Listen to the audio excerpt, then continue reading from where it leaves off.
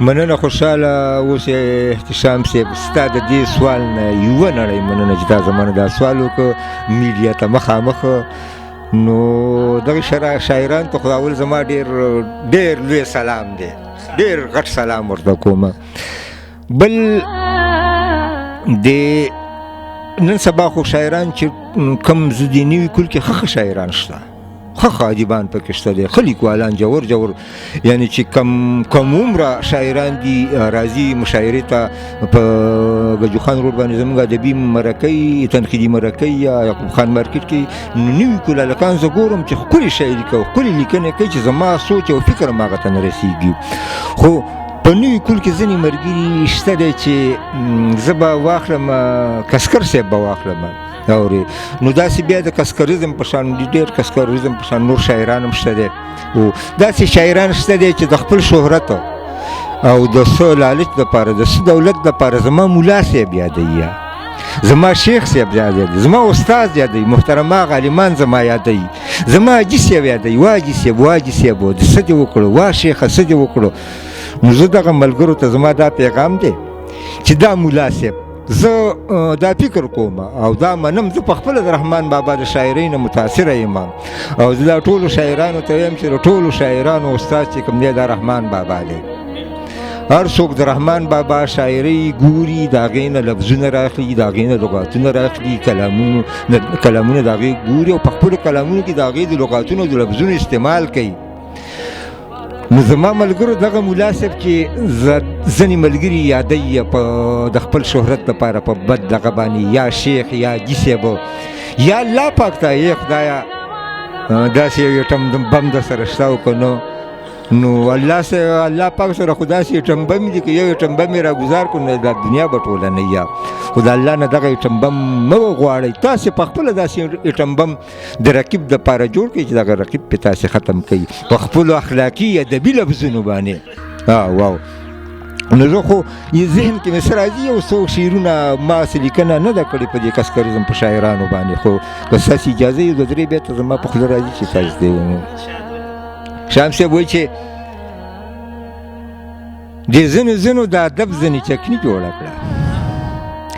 د ځینو د ادب ځینې چکني جوړه کړه او د کسکریزم شاعرانو ته پیچي جوړه کړه بې ادبي دې معافي د ځینو د ادب ځینې چکني جوړه کړه او د کسکریزم شاعرانو ته پیچي جوړه کړه دا بې ادب دي له ادب په لاره نه دي روان د نوي نسل له یې لویه تباهي جوړه کړه دا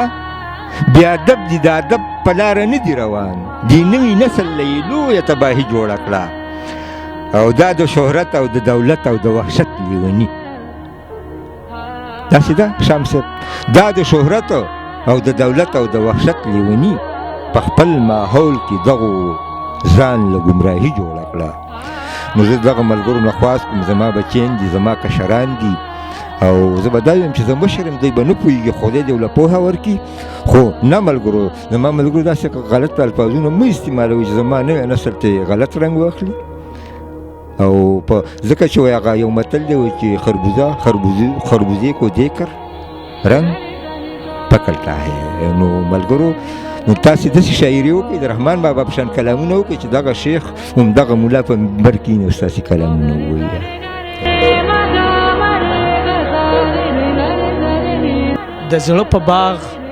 مې ګلې وشوه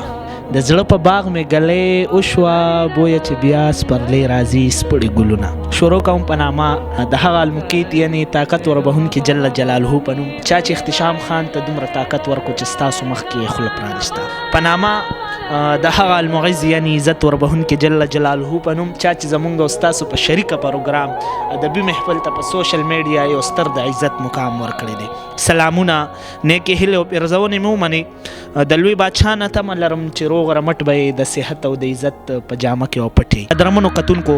زاره مرکه کې ویم چې شعر او شاعر دواړه ټول کام په شریکه اساسوي یو شاعر صرف د یو تنظیم د یوې ډلې د یو پارټۍ نه بلکې د ټول کام په شریکه ملکیت وي. شاعران د خپل کام د تهذیب عکاس وي. هم په دغه شاعرانو کې شمیر یو ډېر تکړه شاعر، یو ډېر ناموړ شاعر د چا جذبو چې زمونږ او ستاسو فکرونو ته دوام را بخلی دی او د هغه لفظونه د خدای نور په چراغانو باندې روښانه دي. محمد افضل تړون صاحب را سره په پروګرام کې ناستې کوي. محمد افضل تړون صاحب ته په خپل پروګرام کې هرکلی ویم او په خیر راغلی. مننه احتشام صاحب، خوشحاله اوسئ او خدای مړه ته تل ژوندي لره. ستاسې نه یو جهان مننه چې زمونږ لپاره خپل قیمتي وخت ضایع کړئ او زمونږ هغه د شاعرانو مرسته وکړئ او مونږ میډیا ته ښکاره کړئ او ستاسې نه یو جهان مننه. ډېره زیاته مننه کوم تړون صاحب چې راغلی او موږ سره په پروګرام کې کېناستې او موږ له وخت راکړو. نو ډېره مننه م کوم تړون صاحب سره موږ مخکې پروګرام کړو، نو د دې هغه تفصیلي تعارف خو پرز نه ګڼم ځکه چې تاسو به مخکې نه دې پیژنئ، خو بیا هم تړون صاحب کوم مینوال چې په ړومبي ځل تاسو ګوري یا زموږ چینل ته نوې کوم کسان راغلي د هغې دپاره مختصر شانتې کې خپل تعارف وکړئ. بیا به راځو پروګرام ته، شعرونه به م وایو، وروستو به خبرې اترې هم کوو. مختصر شان په لنډو ټکو کې خپل تعارف وکړئ دې سره. ملګرو په نیکې هیلو او سلامونه م هرکلی کوم او زما نوم د محمد افضل تړون سلارزی یم. زه د احتسام صاحب د ګاونډي یم او نیر لوهارانو ماله کې اوسېږم. تړون صاحب ملګري به ناست وي او وایي به چې تړون صاحب به اوس کلام وایي، انتظار کې به ستاسو کلام ته به په غوږي.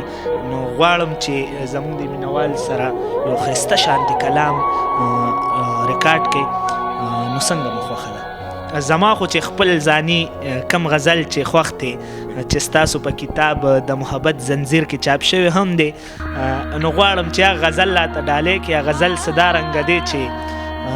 تیارو کې ناست یم سباون لټوم که څنګه دغه معنی تېرېږي. امید لرم چې ستاسو ذهن کې به څه ناڅه راغلي یا نو هغه راته ډالۍ کړي. ړومبی بیا به وروستو شعرونه نور به م وایو، خو ړومبی راته هغه ډالۍ کړي چې زه م ترې خوند واخلم او دا مینهوال هم ترې خوند واخلي. ملګرو د احتشام صاحب په فرمایش باندې چې زما دا غزل د ده ډېر خوښ دی. د په خپله باندې ډېر یو خوږ انسان دی. دا غزل ما چېرته د یو پښتون په انتظار کې لیکلی و. زه په یو ځای کې چارسده کې مې د چا انتظار کړو، بیا هغه ما سره میلاو نه شو. نو غزل احتشام صاحب داسې ما لیکلی و، ګرمي وه، ډېره سخته ګرمي وه، په شکال زه ورته جوارو کې ناست وم. نو غزل له ملګرو وایي چې تیارو کې پروت یم سترګې لار ته سباون لټوم، تیارو کې پروت یم سترګې لار ته سباون لټوم، زه ورک پښتون یم چېرته کلی د پښتون لټوم. چا راته ویل چې پښتنو دلته نه کډې ویوړې، چا راته ویل چې پښتنو دلته نه کډې ویوړې او د پښتو عشق کې لیونو دلته نه کډې ویوړې، چې پښتونخوا یې و لیلا هغه مجنون لټوم، چې پښتونخوا یې و لیلا هغه مجنون لټوم، زه ورک پښتون یم چېرته کلی د پښتون لټوم.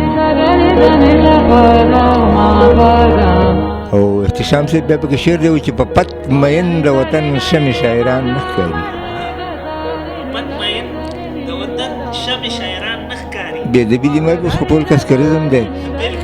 وایي په پت مین د وطن شمې شاعران نه ښکاري او په عاشقۍ کې نوم ګټلي عاشقان نه ښکاري، په پت مین د وطن شمې شاعران نه ښکاري، په عاشقۍ کې نوم ګټلي عاشقان نه ښکاري، هر مخ ته ګورم د ننګ پکې جنون لټومه، هر مخ ته ګورم د ننګ پکې جنون لټومه، زه ورک پښتون یم چېرته کلی د پښتون لټومه. او بیا احتشام صاحب شعر دی پکې وایي چې دې پښتنو له مې دامن یو څادر ګورم، دې پښتنو له مې دامن یو څادر ګورم، ورپسې ګرځم پښتانه د لر او بر ګورم، او خپلو بچو له امن غواړمه سکون لټومه، خپلو بچو له امن غواړمه سکون لټومه، زه ورک پښتون یم چېرته کلی د پښتون لټومه. او بیا پکې شعر دی احتشام صاحب وایي چې افضل تړون وایي اواز د هر پښتون د زړه یم، افضل تړون وایي اواز د هر پښتون د زړه یم، زه د وحدت یو ښکلی احساس د هر پښتون د زړه یم، زه یو ناصح ما تارونه د تړون لټومه زه یو ناصح ما تارونه د تړون لټومه زه ورک پښتون یم چرته کلی د پښتون لټومه دا دې تاسو ته ډالۍ وي او ملګرو ته یې هم ډالۍ